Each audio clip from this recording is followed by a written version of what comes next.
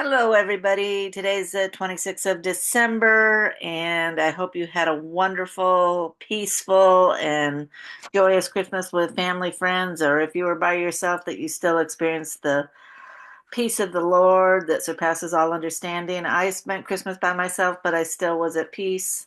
I did get to talk with loved ones, and I'm blessed despite not having some of the family. My parents are dead, and my brother lives a long ways away. My daughter lives a long ways away. And so I'm kind of out here by myself, but that's okay. And so, what I want to talk to you today about is just getting ready for the new year. In a few days, we have the new year. For many, it's a time for new resolutions, it's a time to start fresh. And I think that's a good thing. So, what I want to talk to you today about is setting goals. Um, I hope you'll join me in a couple New Year's resolutions. One will be to read the Bible in a year, and I do daily audio Bible. It's a Georgia family that runs it. It's non-denominational, but he does a wonderful job of going through the Bible in a year. They also have chronological, which, to the best of their ability, follows the Bible from the beginning, time-wise, till the end.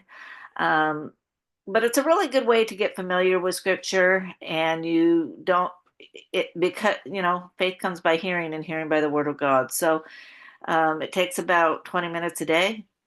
At the end, they have prayers from other people, prayer requests or giving thanks and gratitude. And I think you'll find that it's a wonderful way to connect with a community of loving, caring people that truly love the Lord.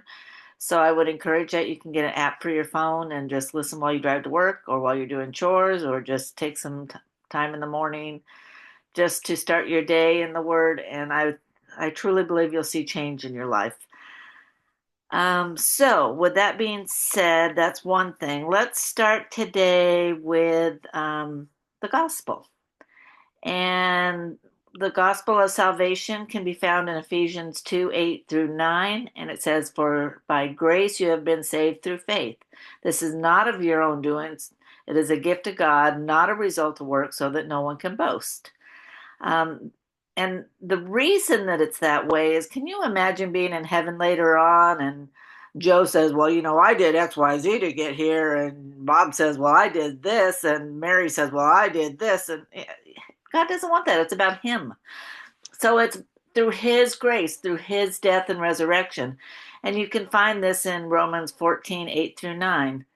"If we live for the Lord. And if we die for the Lord.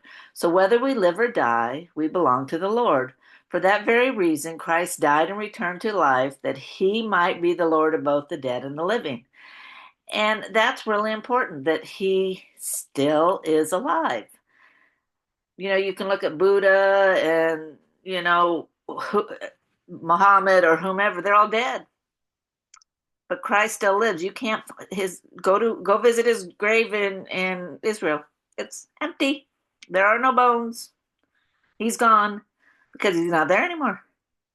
He went up to be with the Father. He sits at the right hand of the Father, and one day he will come for us in the clouds and take us up for the wedding supper of the Lamb. And I was talking to a Jewish friend of mine who, it's amazing to me because they go to school for years to learn Hebrew and to learn their religion, but how very little they really learn about God, about what He's done, about the history of, the Bible, the Torah. And so um, I was talking to him about that, and about the wedding supper of the Lamb. And he said, "Well, what is that?" And I said, "Well, oh, it's wonderful. Jesus is going to come and He's going to meet us in the clouds. He's not going to step foot on the earth, but He's going to meet us in the clouds, bring us up to Him. We're going to get our glorified bodies. We're not going to have pain anymore. We're not going to have death anymore. No more tears, no more. We're going to be back to the pureness of the Garden of Eden, and we're going to have a wedding supper with the Lamb. We're His bride."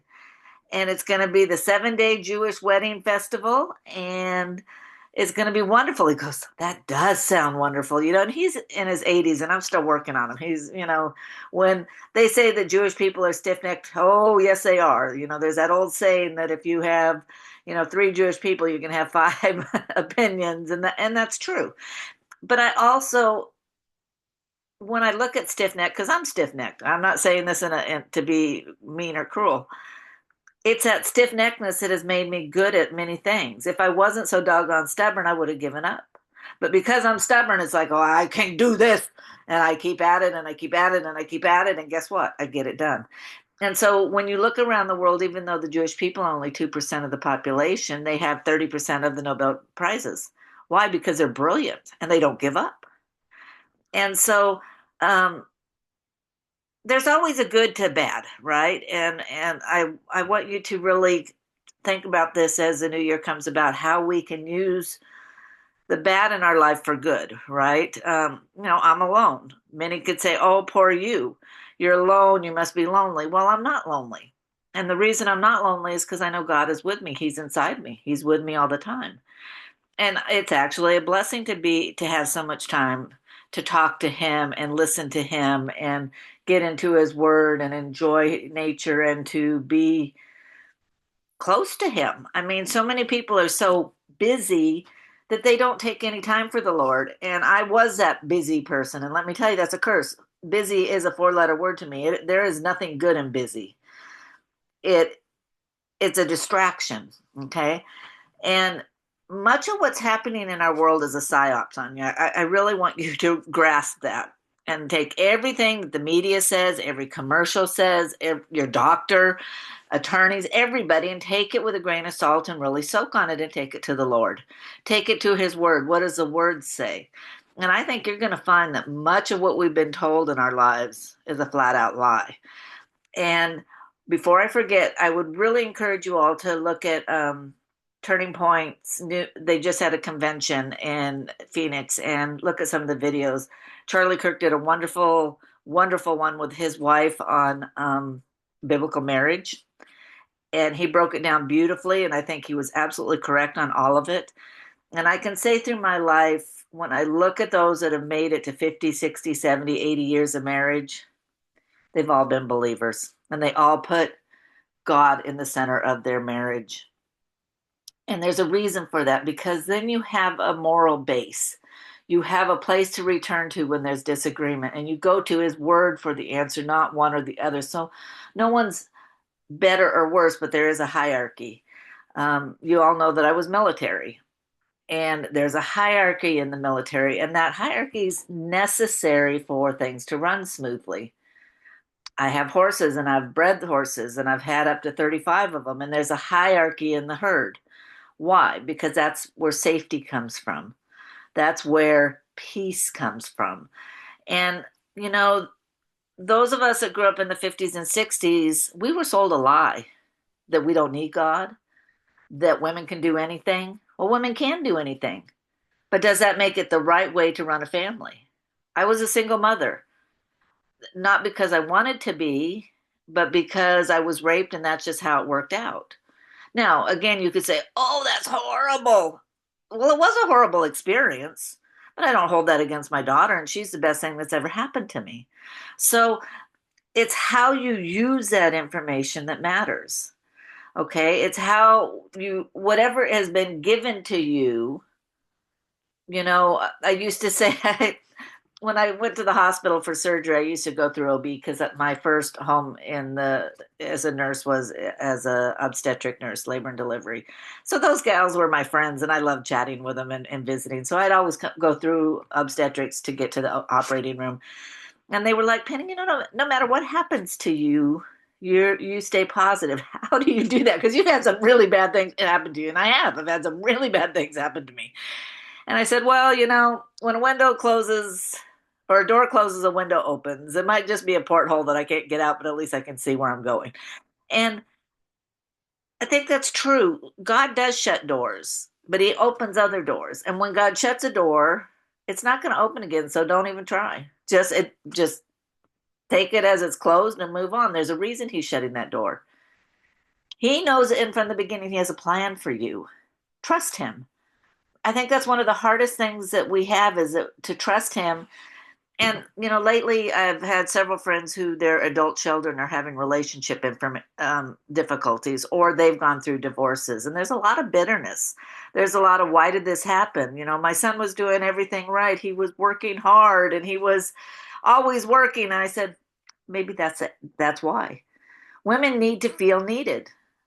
They need to know they're important and that they're really, they're more important than the job. It goes God, family, country, job, or job, country, however you want to see it. But God has to be first, and your spouse has to be next, and then your kids, and then the country and your job and everything after that. And if you get those out of order, let me tell you, you're going to have trouble. And I can say, I love my daughter so much, I put her above God. That's an idol. Not good. Did I do a good job of raising her? Yes. I love her dearly. She loves me. We have a good relationship, but I would have done better had I known God better then and really put him first and put going to church or at least reading scripture and bringing her up in a biblical way. But I wasn't raised that way, so I didn't know. And I can't undo what I didn't do well. But I can say, oops, I made a mistake. And that's something else that you're going to hear a lot these days. Don't admit you made a mistake. That makes you look weak. No, it doesn't. And I throw back, well, if you have a pothole in your road, it's not going to get filled by ignoring that it's there. The best thing you can do is fill that pothole immediately. And in fact, if you really want to repair it correctly, you overfill it. Because if you don't, it just becomes a pothole again. So how can you fill your holes in your life if you don't admit they're there? It's the same when I'm training a horse. I want to know where the holes are. I don't know. I don't want to go, oh, there's no holes, and then go out in the wilderness and get bucked off and die. That's stupid. If I don't have a good whoa on my horse, I might go over a cliff. That is not a good way to approach life. I'm sorry. If you're a nurse or a doctor, if you're a surgeon and you really don't cut well or you don't sew well, maybe you shouldn't be a surgeon. Or maybe you should go seek out help to get better at it, whatever the case may be. But we have to continue to learn. We have to continue to fill holes. It's really important to self-analyze yourself and go, where am I strong? Where am I weak? And you can't ignore your strengths either as a tennis player. And I have a really good forehand, really good forehand. And at one point my backhand was better, but my forehand got way, way better. So I worked a lot on my other things, on serves and volleys and my backhand. But I still every day worked on that serve or on my forehand. Why? Because that was my weapon. That was my go-to. And if I didn't keep it strong, no matter how good the others, I would lose something that God gave me, which was a good forehand. And it was really a unique forehand, very flat. It didn't bounce. It was, it was not common in our top spin world of tennis these days, but it worked really, and I could place it just about anywhere in the court. But my point is that I worked on my strengths and my weaknesses. I didn't do one or the other. You have to balance it out. And you have to do it regularly. It's just like reading the Bible. You can't do it one time a week and think that you're going to be spiritually strong. That's like eating one time a week. It's probably not going to make for a strong body, okay? So we're going into the new year. There's a lot going on out there. Drone sightings in all 50 states. Passenger plane, crashed going from Azerbaijan, and they're saying that Russia, anti-aircraft missiles took it out, but it was like 100 and some odd miles off course, so there's something weird about that. As usual, there's a lot going on. So be aware, but don't get overwhelmed by it. You can't do anything to change it. Not a dang thing. So know that it's happening, be aware, and focus on what you can change to make your life better. And one thing that you can certainly do is be close to the Lord. Accept him as your Savior, give him the reins, and let him talk to you. What prayer is just talking to the Lord. It doesn't have to be, oh, no, no, no. As I'm going out to the barn, I go, thank you, Lord, it's a beautiful day. And I might sing a song, I might sing Joy to the World or Amazing Grace or whatever, Battle Hymn of the Republic or whatever has come to my mind. I don't know a whole lot of hymns by heart, so whatever I know, I sing. And maybe I make up a song. Maybe I talk to him in tongues because that's the spirit talking to him, the utterances that I don't have words for. And so sometimes I don't know what I want to pray for. I don't know how I want to give thanks. So then I'll go to tongues. And the thing about tongues is it's between him and the spirit. The devil doesn't know what he's saying either. People around you don't know what you're saying. It's not for them. It's not an utterance to look cool. It's specifically for God and only God. And he knows what you're saying. Know that you have guardian angels with you. They will help you.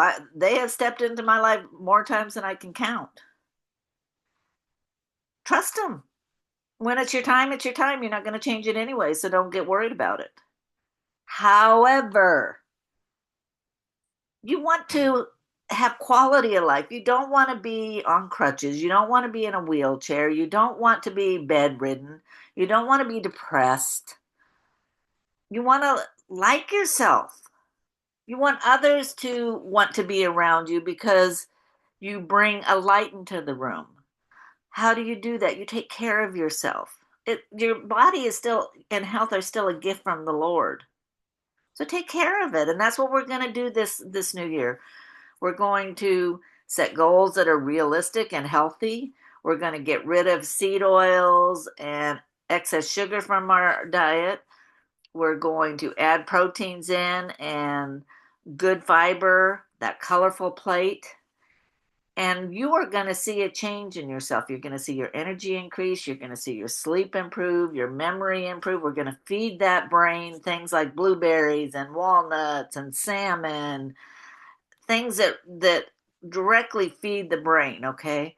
We're going to get out in sunlight, which also stimulates the brain through the eyes. Our eyes are an amazing organ in how they send signals to our neural system, okay? We're going to rewire that limbic system so we let go of all that baggage and all that excess pain, whether it be physical or mental. And we're going to get to know the Lord better. And for those of you that don't know him, you're going to go, how did I make it all these years without him? It took me into my 50s before I knew the Lord. I knew of him, but I didn't know him. It's kind of like you have a neighbor next door. You know they're there, but you never talk to them, right? And then one day you go over and you knock on their door and you find out that they're the nicest people you have ever met in your life and you have a new best friend. That's the Lord. Except he's not even next door. He can be within you. He can be with you all the time. So, on that note, I want you to start thinking about what you want to accomplish this year. Please put it in the comments. I will be happy to set up some videos if I have the knowledge and ability to address those. I think it would be a great idea to start the New Year's with a fast. And while we're fasting, be in prayer to the Lord on what our goals and needs are. I'll help you with how to fast. For those of you that have health issues and are on medications, you might not be able to do a full water fast, but you can take sugar out for, a week or two or a month. You can, get seed oils out of your body. I don't care what medication you're on. Those two things can go anytime. I will be doing a full water fast and probably a 5-day fast. But you don't have to keep up with me. This isn't a competition. This is doing the best that you can do. And it's a progressive thing. For some people, it might be 12 hours is all they can do. That's okay. There is no right or wrong. Nobody's judging you. This is between you and the Lord and you and yourself. I fast pretty much every day, at least 12 hours. So to go 2 days is not really a big deal. I eat a meal in the evening, say 4 or 5 o'clock, and I get up in the morning at 9 and, I just don't have lunch. And pretty soon it's 4 o'clock and I've gone 24 hours. That is not a big deal. If I can hold off a couple more hours, it's bedtime. And guess what? I'm at 36 hours by morning. And so then again, if I can just make it through lunch, I'm at 48 hours. It's not a big deal.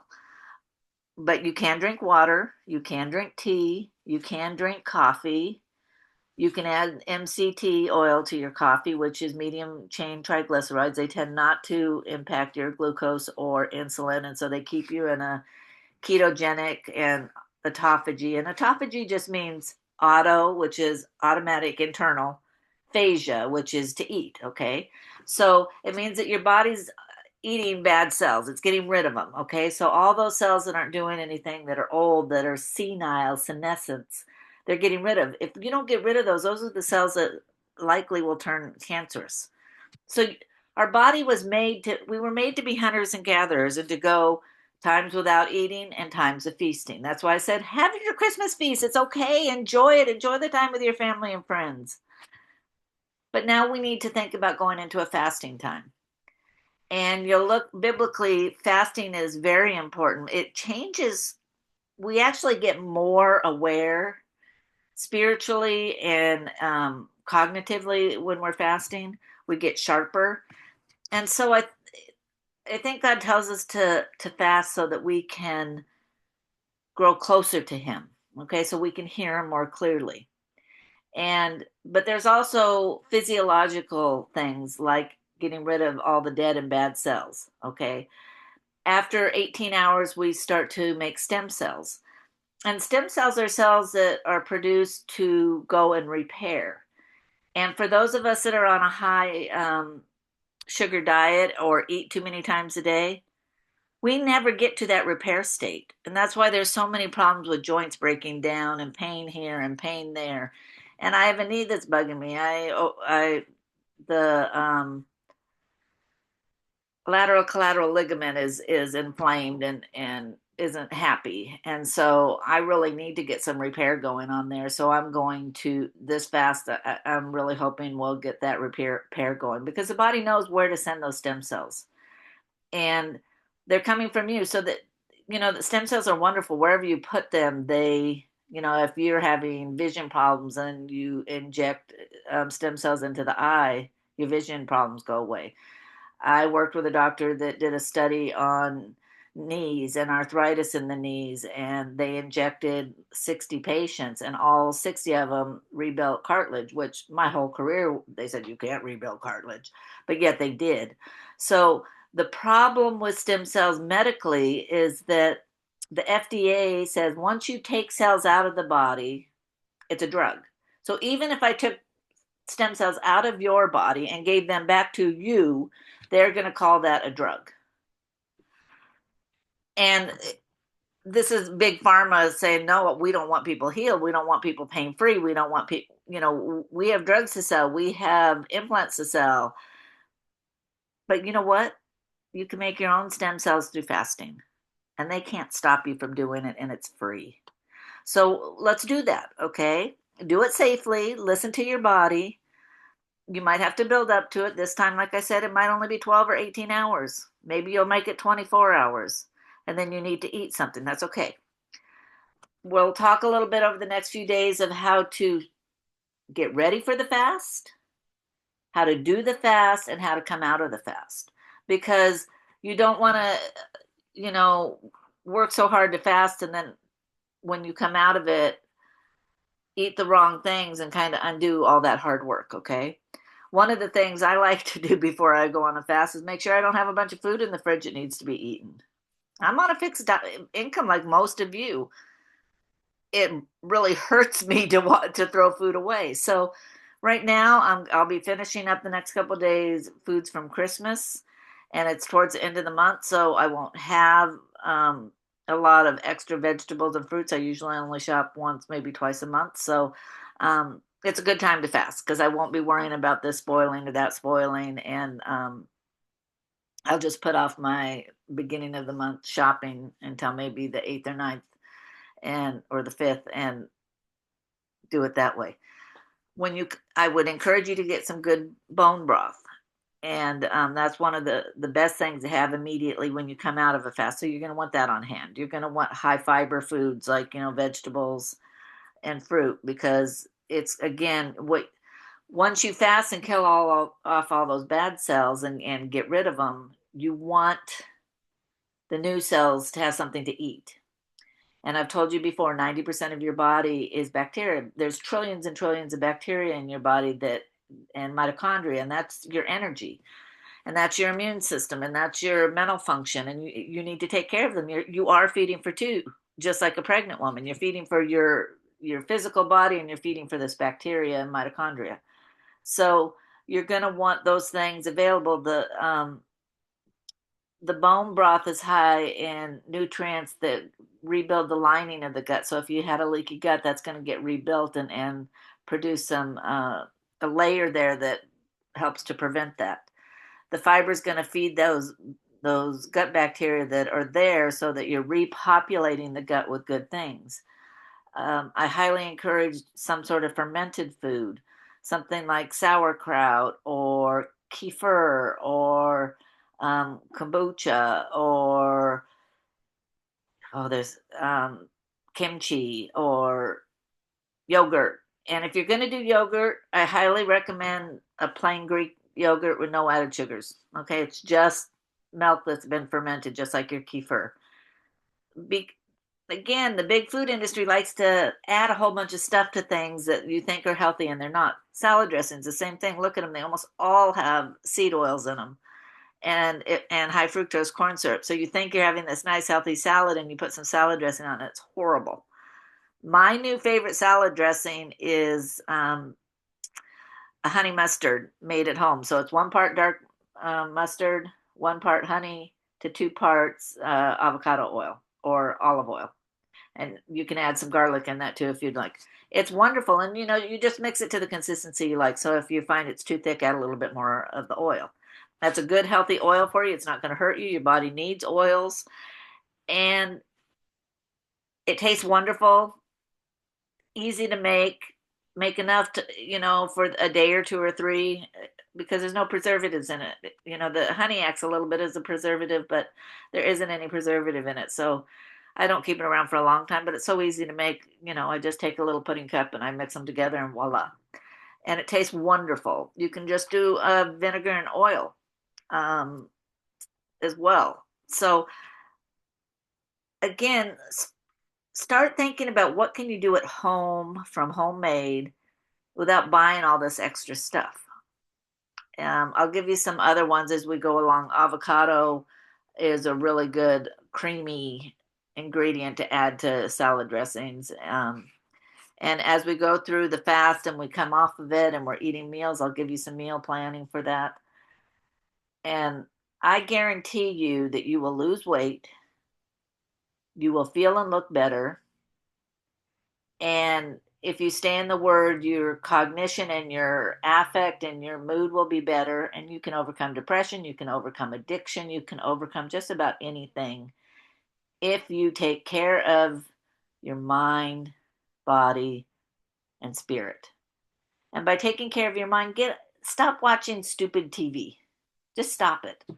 Watch documentaries, watch things on the Bible, watch things on Jesus. You can watch a little news, but I would limit it to about 15 minutes because it gets depressing. But there's so much smuttiness and wrong thinking in our shows today with transgenderism and LGBT, the alphabet stuff, and it gets into you, and you will find the closer you get to God, the more that stuff will bother you because it's just not right. Now, I'm not saying hate the sinner, hate the sin, not the sinner. The people that are living in those lifestyles need our love. They need our help. They need our acceptance. They need to learn that there's another way. And I guarantee you, when they find that way, they're going to be happier. I have no doubt in my mind that that's true because I've seen it. I've lived it. Okay, so I don't like to watch secular movies and TV much anymore. I'll watch one here and there. Usually things, like I want to see the new Homestead movie. I'm curious what that's about. I watched that one that Julia Roberts did about, EMP and attack on our shores. I watched Civil War. I didn't think it was very good.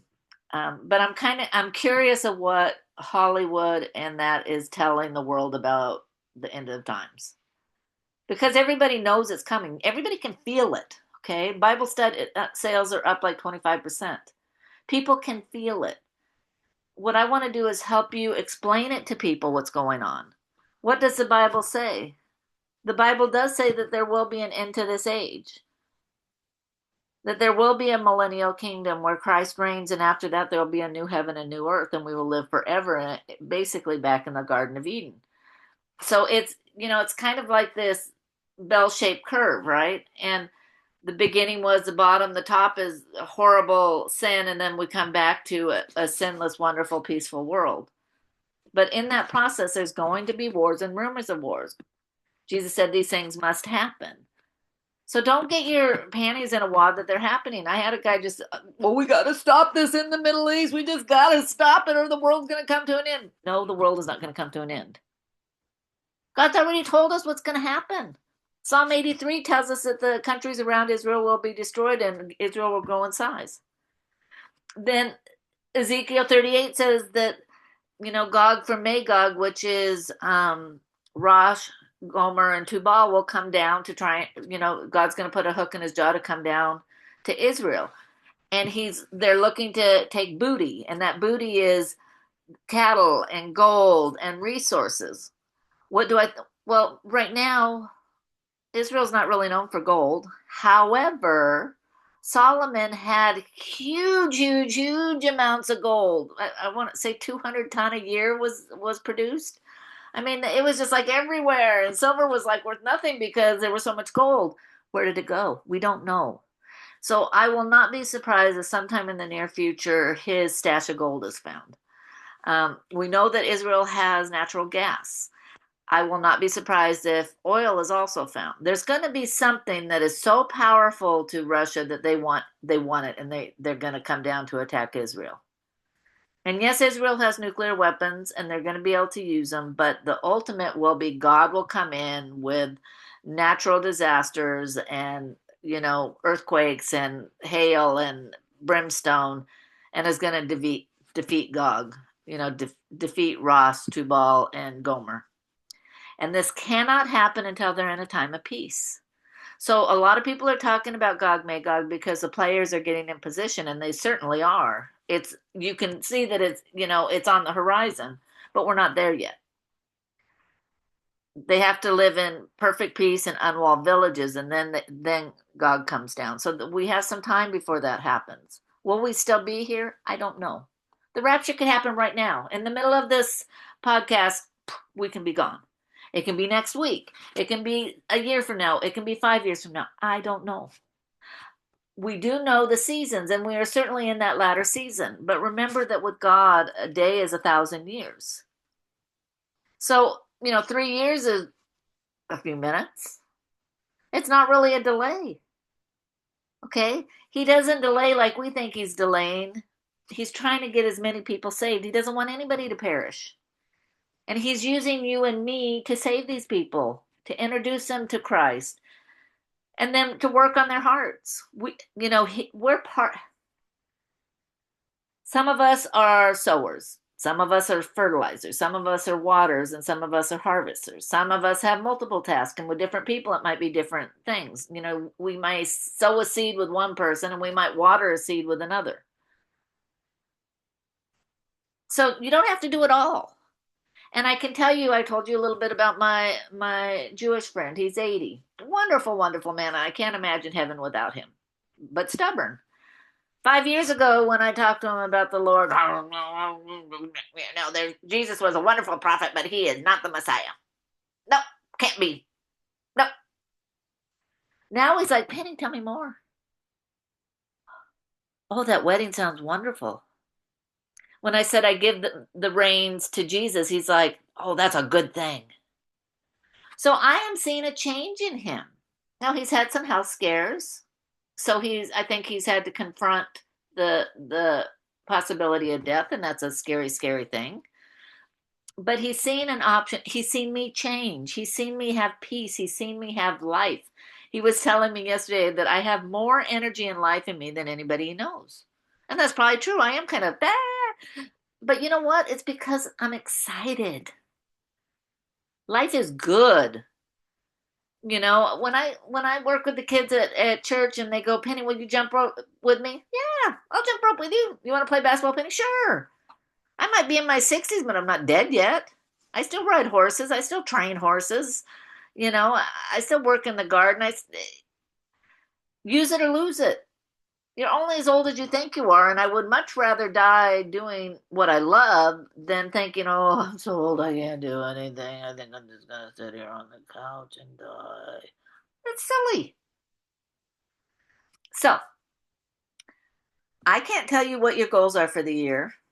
Only you know. Maybe it's to reconcile with loved ones. Maybe it's to get to know the Lord better. Maybe it's to have your finances in order. Maybe it's to have a stronger pantry. Maybe it's to learn how to garden, how to cook, how to live and eat more healthy. We'll touch a little bit on all of that, and please share what your goals are, because it's hard to do this one sided. I need interaction, okay? And I'll teach you. I'm working on how to get my kitchen set up, because it's kind of backwards for what would be ideal for a camera, to show you how to cook some real easy meals. And my goal with meals is that they're under $10, that they're colorful and full of nutrition, so lots of healthy, good things. Lots of green, lots of orange, lots of reds, purples, and a good protein source, and how you can do that. And one of the tricks I think is well worth it is invest in a small freezer or a large freezer, depending on how big your family is. Buy wild salmon when it's on sale. For a long time, Kroger's had it for $7.99 for 1.25 pounds, and it was wild salmon from the Pacific. I wouldn't get a Atlantic salmon personally, but I'm from the Northwest, so I'm kind of a you know prude on that, I guess.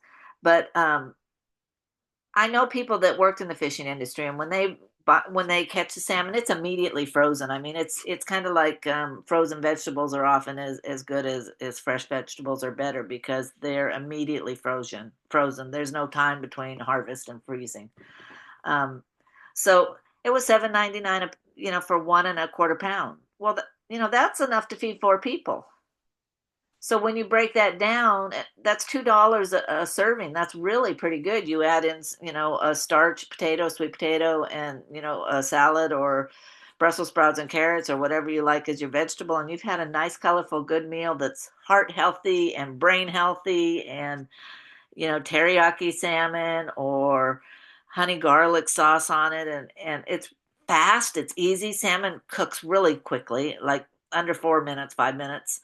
um, and you just had a really healthy, restaurant quality meal for, you know, $5, $6. You buy that same meal at a restaurant and you're paying 40, $50 for it. It's crazy.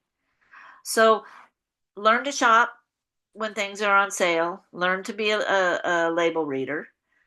And I can show you when things are on sale in this area. Like recently, pineapples were $1.89 for a pineapple. Let me tell you, that's a lot of fruit in one pineapple.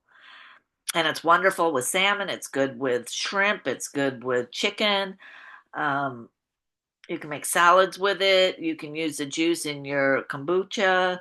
Um, so think outside the box, and how can you use things in multiple ways? Okay, you can make a pineapple upside down cake. Um, and when you add fresh, when you add these things that are actually fresh, not, you know, processed to the nth degree, there's still fiber in it, and that offsets any sweetness to it. And so you end up with a really healthy way to eat. And you're not giving up any flavors. You're not giving up. I eat like I eat at a five-star restaurant every single day. And I've had people go, but you live alone. So because I'm not married, I shouldn't eat well? That's crazy. God doesn't want that. Now, then the others are like, I can't believe you aren't married. Well, because I was stupid and I put career first.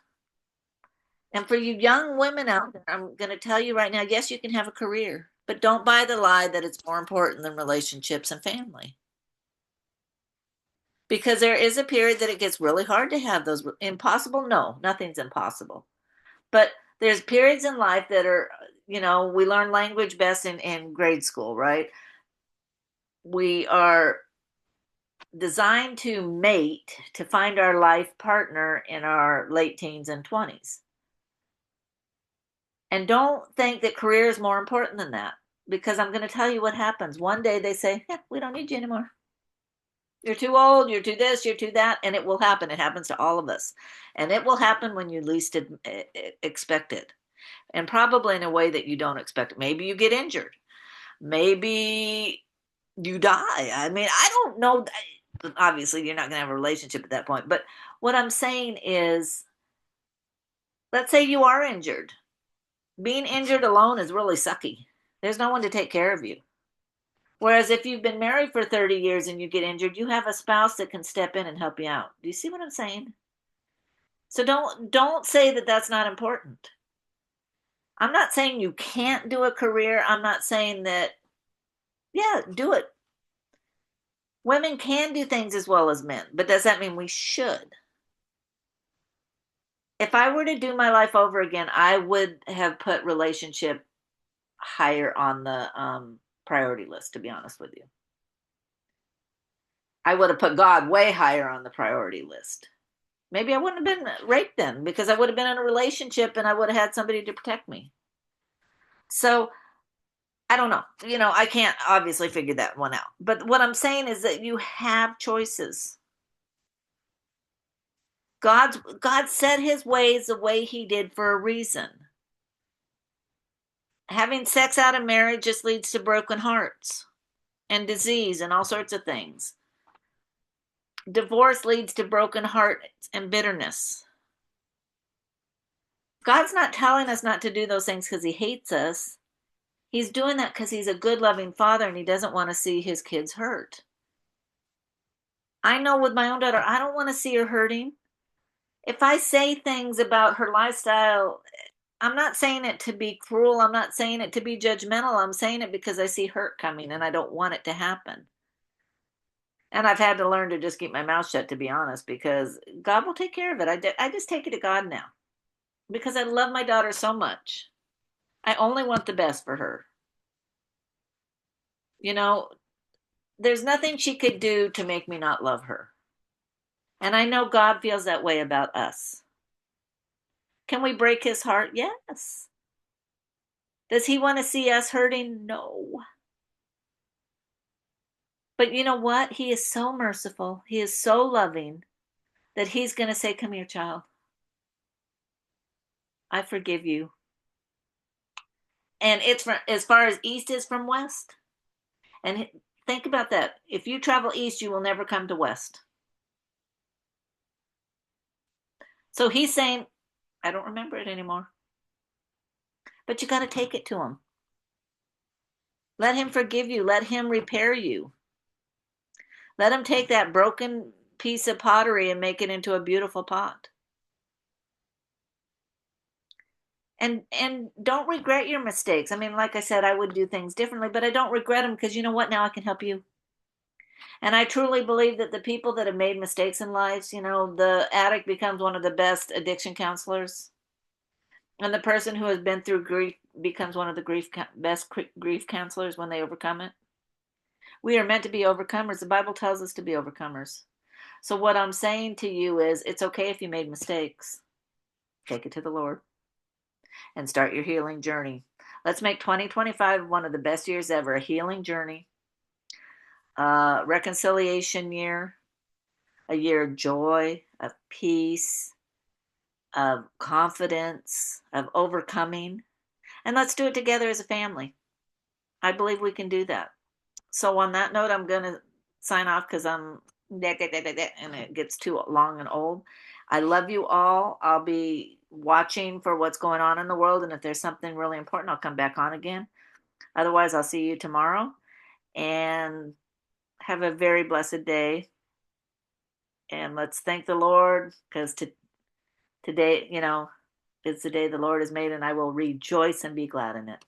Do not forget your vitamin D, which is gratitude. If you're feeling down, start counting your blessings. I have a roof over my head. I have heat in the house. The sun is out. It's giving me warmth and it's giving me vitamin D. I found a new podcast that's optimistic and wants to help me. I can plant a garden next year. I can do this. I can do that. Whatever is going on in your life. And I bet you can come up with 10, 15, 20 things to be grateful for. Even if you're homeless. Maybe you have a coat that somebody else doesn't. Maybe there's a mission nearby that is giving food. Maybe you lost everything in North Carolina, but somebody's giving you a phone or you have a place to go to get information. I don't know, but find something, maybe your loved ones with you. Whatever the case may be, grasp onto those things that are good. Hold on to that porthole, okay? That you can look out of. Maybe you can't crawl out of it yet, but you can see where you're going. And pretty soon that porthole will become a window, and pretty soon then it'll be a door. Trust in that. God will not let you go.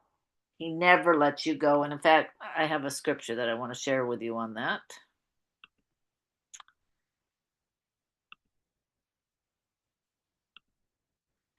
He says, "Do not be anxious about anything, but in everything by prayer and supplication with thanksgiving, let your requests be known to God. And the peace of God, which surpasses all understanding, will guard your hearts and your mind in Jesus Christ." That's Philippians 4, 6 through 7. Psalm 55:22 says, "Cast your burdens on the Lord. He will sustain you. He will never permit the righteous to be moved."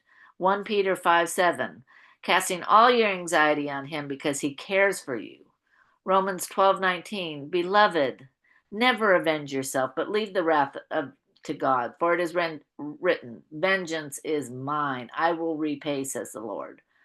So if somebody's wronged you, it's not your job to go back and get vengeance. Give it to the Lord. He'll take care of it. And trust me, he will do it at a far better way at the right time. 1 John 4:8, "There is no fear in love, but perfect love casts out all fear. For fear has to do with punishment, and whoever fears has not been perfected in love."